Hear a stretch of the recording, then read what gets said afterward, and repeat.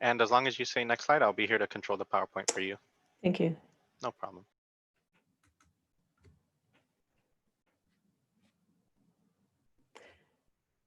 Welcome. My name is Dr. Geanie Umberger. I'm from Purdue University, and I am the Executive Director of the Purdue Cyber Apprenticeship Program. And I'd like to welcome you today to talk about and listen to a little bit about the Cybersecurity Apprenticeship. It's a really cool workforce way to go through and to help universities, but also go through and help companies to go find the talent that they need. Next slide, please. So as you know, through all the conferences that, wonderful presentations that have happened today, they've talked about the real serious problem and issues that we're currently facing here in the United States around cyber attacks. And it is estimated that $57 to $109 billion has already been spent addressing issues around cybersecurity through ransomware or lost intellectual property or other things that have happened.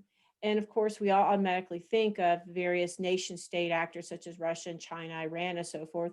But there are also a number of individuals who just like to do this just for fun, unfortunately, and they want to hack into your company or into your university or even privately. I mean, myself personally, I've been hacked, not me, but by participating in various company websites or whatever it may be, I've had my information hacked.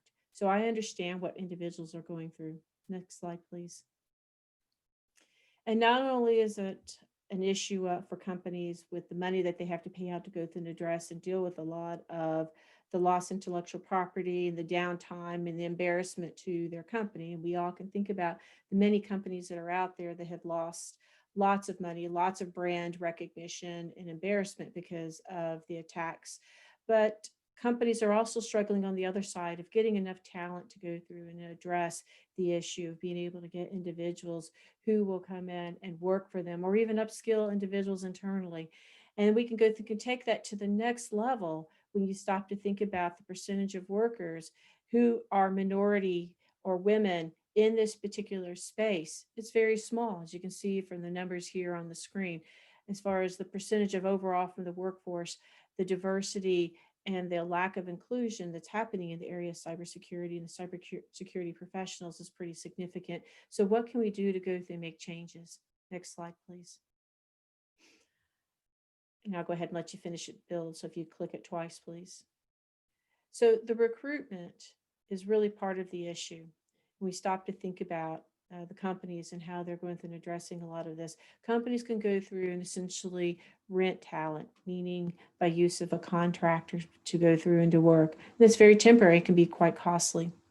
They also can come to a university to go through and essentially get talent, or as I like to also say, buy it, because you're spending so much money to go through and to recruit these individuals. And like recently here at Purdue, we've had a big event to go through and recruit students. Of course, this case it was virtual, but in the past, companies would come and they maybe would get one or two individuals, but yet they have spent a significant amount of money and time invested in trying to recruit the talent. So when you have to buy, sometimes it doesn't work out as well as you would hope. Also, we have a problem with poaching from other competitors, or buying it basically from other competitors. You have to hire a headhunter you can go think of spend anywhere from $10,000 to as much as $100,000 for a headhunter per position. And that doesn't include the hiring bonuses and all the other additional money that comes from that. And then likewise, ad hoc. You have the issue around the education, the uncertainty that's there with the ad hoc, and you're not sure quite which program to go through and to pick, whether you go through and you pick something from this group or that group or this or that, and it's really a hodgepodge. You just don't know what you're going to go through and get. And so companies are very frustrated. But the question I have for them is much like Albert Einstein's definition of insanity. If you keep doing the same thing over and over and over and expect different results, you're not going to get those different results. And that's where something along the lines of an apprenticeship may be an option. Next slide, please. So apprenticeships aren't something new. They've been used quite readily in the early 1900s, 1800s here in the United States, and they fell out of favor for whatever reason. But they have continued to be used in Europe. But under the Obama administration and continued through the Trump administration, there was this cross-administrative initiative where we used apprenticeship as a way to go through and to get people back to work, as a domestic workforce policy. where you can go think and partner with industry and to bring together this way to help people get to the next level. Essentially what you're doing is you're creating a pipeline to fill very critical talent needs through the use of apprenticeship. Next slide, please. With an apprenticeship, there's certain key components. It's all based on, as far as for a registered apprenticeship program, the hallmarks that the Department of Labor has laid out. And with this, they go through and require flexible training, meaning you have to have industry that's involved to go through and create this very flexible training to help get a person to where they need.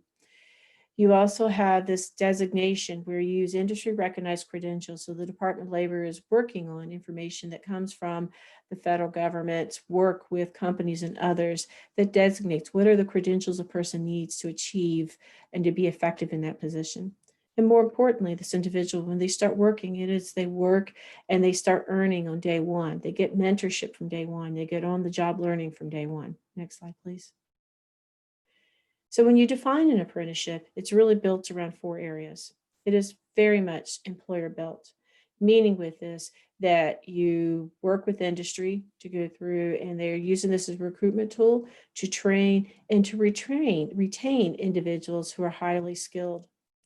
And from that, the employer will direct what this looks like. They can go through and shape it and structure it to what they specifically need to go through and partner, whether it be with universities or whomever, to go through and help structure and design it so that this person walks away very highly trained.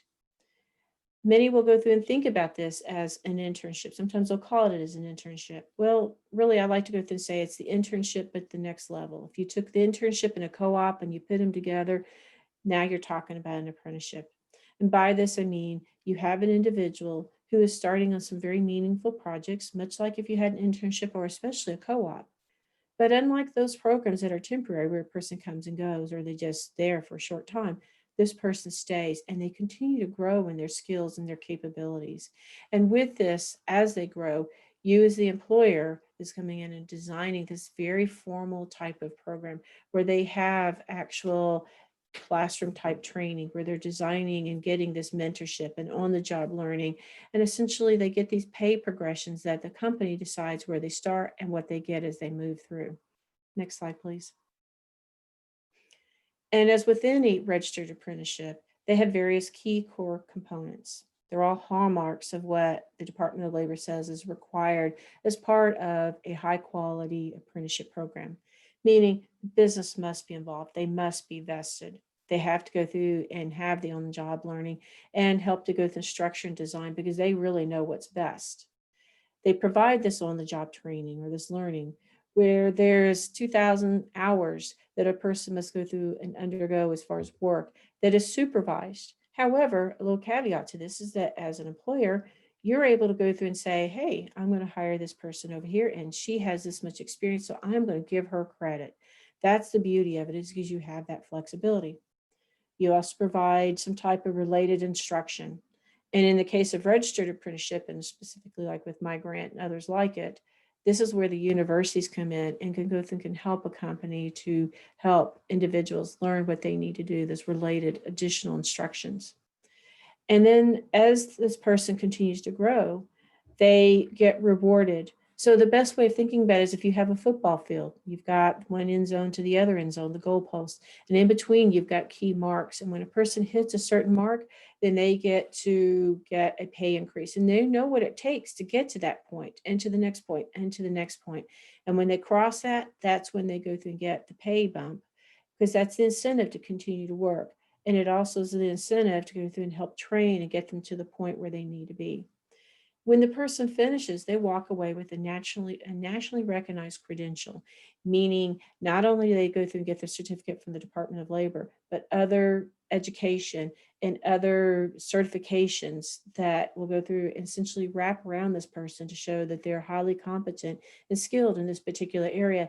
And now you have a very competent individual to go through and work for you. Next slide, please.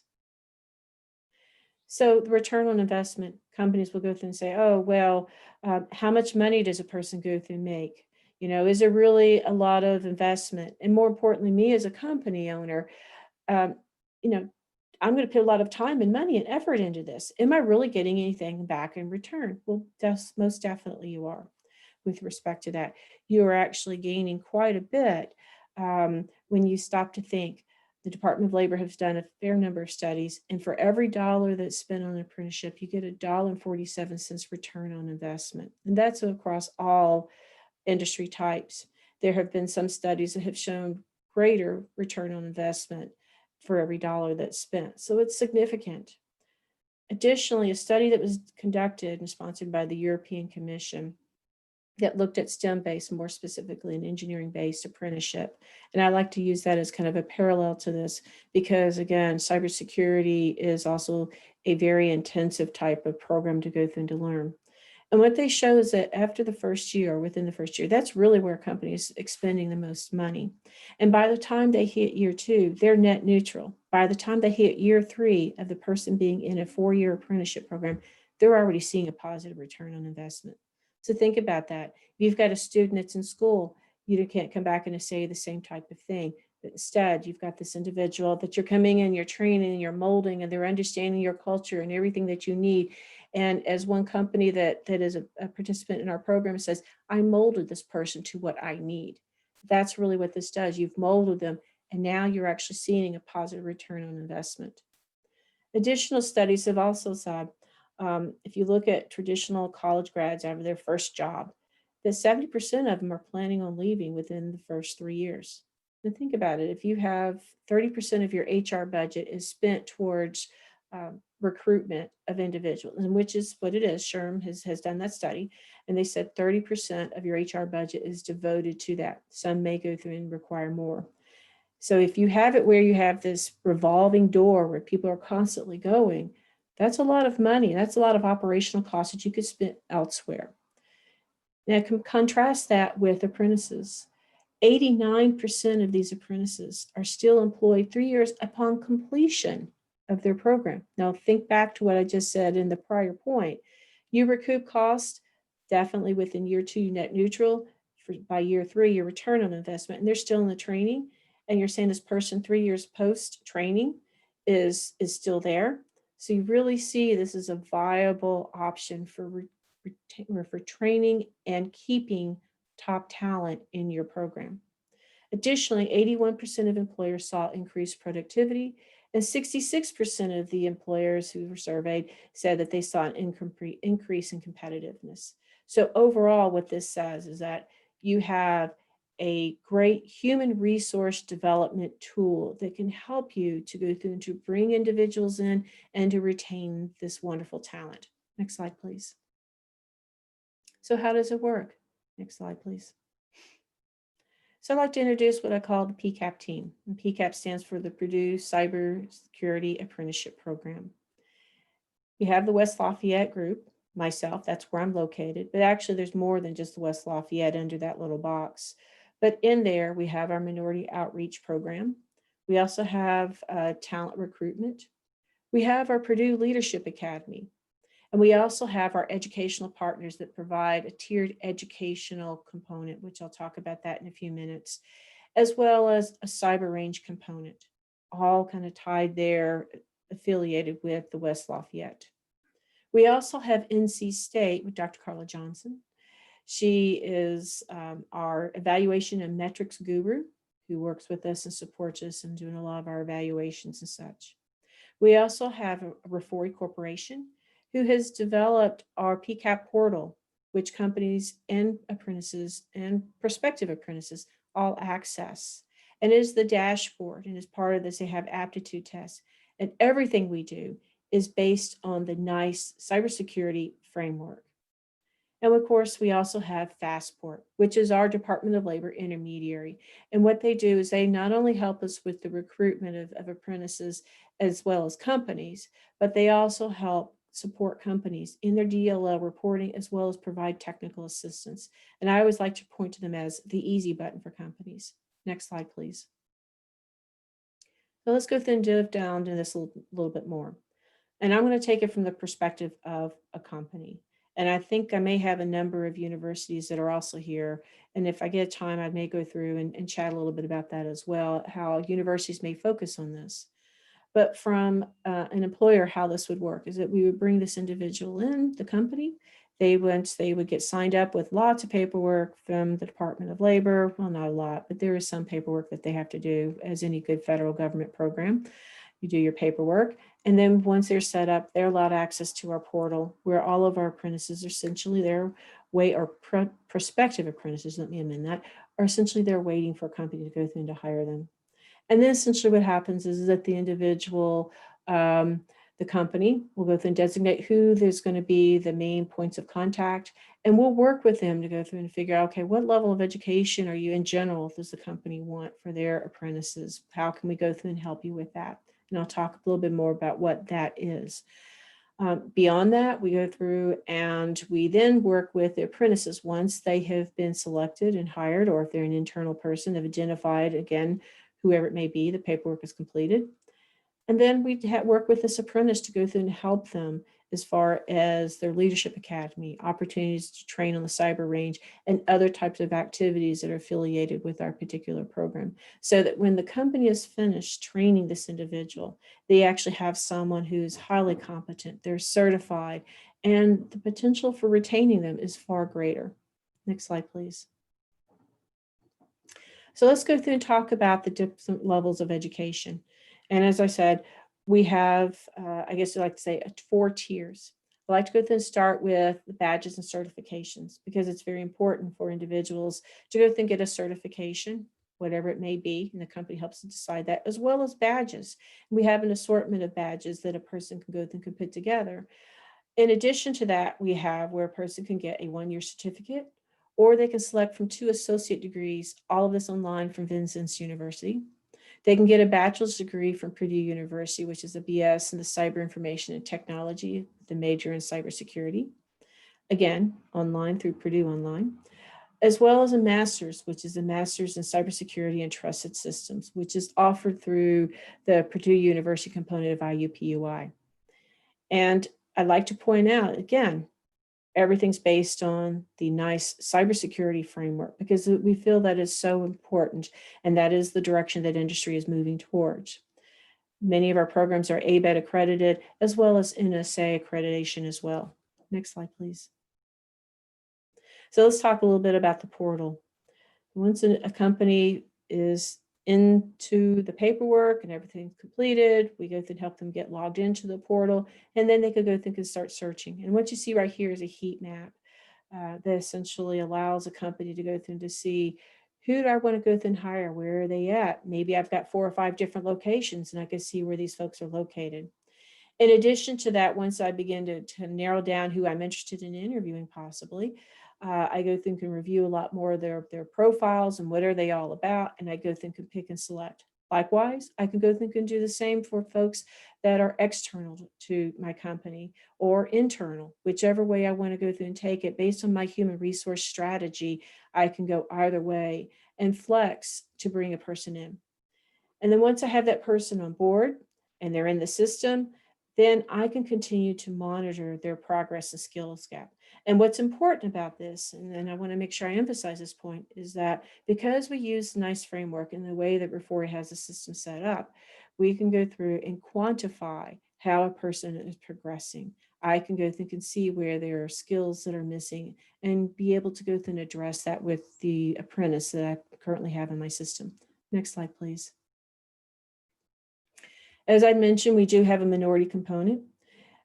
Our program, although is inclusive and anyone may join as long as they're at least 17 years of age, a U.S. citizen or permanent resident, and that they're not enrolled in another H-1B program, other than that's open, we do put extra special focus and attention on veterans, women, and minorities because we feel that's very important to go through and to help to increase that diversity, as I'd mentioned when I first got started. Next slide, please. Matter of fact, when you think about our talent pool, we have over 1,200 individuals that are waiting for a company to go through and pick them up. 24% are women, 54% identify as minority, 46% identify as having either in the military, just about to transition out, or actually they're a veteran, they have completed their service. 41% have a security clearance. And interestingly enough, 63% of these individuals are willing to relocate. And the thing I always like to emphasize to companies is that these individuals, they are not necessarily someone who has no background. We have an incredibly diverse background of individuals that are there with all sorts of backgrounds, everything from people with a major in biology or nursing all the way to engineers to an auto mechanic. And I even saw where there was a chef in there. So we have a little bit of everything. And many of these people like to go through and tinker when it with respect to cybersecurity. And a portion of them have even worked in the area of cybersecurity and maybe perhaps transitioning out of the military. Now they're a veteran and they're wanting to go through and stay in that space. So there's a wide range of individuals and their background to go through and to choose from. And so a company can go through and can use this as a way to structure their HR recruitment tool of figuring out the type of people at the levels that they want. Next slide, please. Next slide, please. Sorry about that. And this is just an example of one of our many employers that are involved, which is NSCW Crane. So Crane, and I always like to say is that, yes, we do have a naval base that sits here in Indiana. They do a lot of great research. It's really what their main focus is. And they are utilizing my program PCAP as a way to go through and to hire and to address their skills gap. And this is something that other NAVCs that are also starting to go through and to look at. So is this a way that we can go through and can utilize this particular program? Next slide. So I'd like to conclude by saying if anyone has any questions, feel free to go through and to help answer those for you. You can either send me questions now, or if you prefer, you could go through and reach out to me with the information that's listed here on the slide. And I'd be happy to go through and to chat a little bit further. And with that said, I'll go through and kind of turn it back over to the folks at NICE.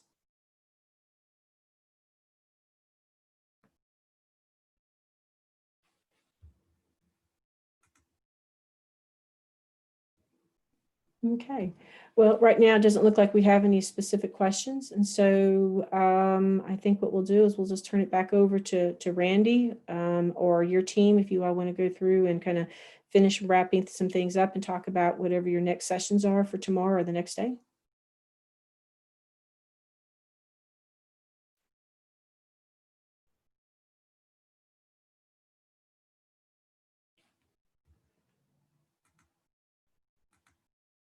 Oh, one question just popped up. Okay. And this particular question was wanting to know if, how does a person go through and pay for some of these types of things? Well, it really kind of depends. Some companies will go through and pay for it themselves. Others are able to go through and apply for money that comes from their various states. Sometimes their states will come in and provide training dollars, like for instance, here in the state of Indiana, we'll go through and do that. So there's a multitude of ways that companies can go through and could get some of the costs actually covered by for the training of this. Any other questions? Well, with that said, I want to go through and thank you all for joining us today, and I hope you all have a good evening. Thank you.